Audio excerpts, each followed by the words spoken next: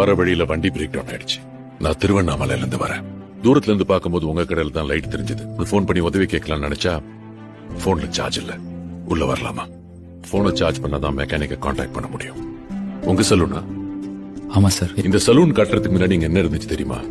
ஒரு பெரிய அரச மரம், ஆயிரக்கணக்கான கிளிகள் தங்கி இருந்துச்சு. வரும்போதெல்லாம் வண்டியை நிறுத்தி கிளிகளுக்கு தீனி போட்டு தான் போவேன். இப்ப வந்து பார்த்தா எல்லாமே மாறி இருக்கு.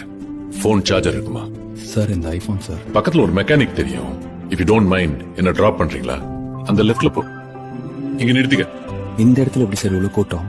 அவன் எங்க கடை வச்சாலும் கூட்டம் அவனை தேடி வரும். அவன் இடத்த நம்பி ஆரம்பிக்கல, அவனை நம்பி ஆரம்பிச்சிருக்கான். திருநெல்வேலியில இருட்டு கடை பத்தி தெரியுமா? கரண்டே இல்லாம இருட்டுல ஆரம்பிச்சது. சரி, இருட்டு கடை கோயில் எங்க இருக்குன்னு கேட்டா இருட்டு கடைக்கு எதிர்க்க இருக்குன்னு சொல்லுவாங்க. ஒருத்தன் நினைச்சா தன் திறமையால ஒரு லேண்ட்மார்க்கே மாத்த முடியும்ன்றதுக்கு அது உதாரணம். எப்படி இருக்கு? சூப்பரா இருக்கு. இதான் ஏன் இவ்வளவு கூட்டம் வருதுன்னு.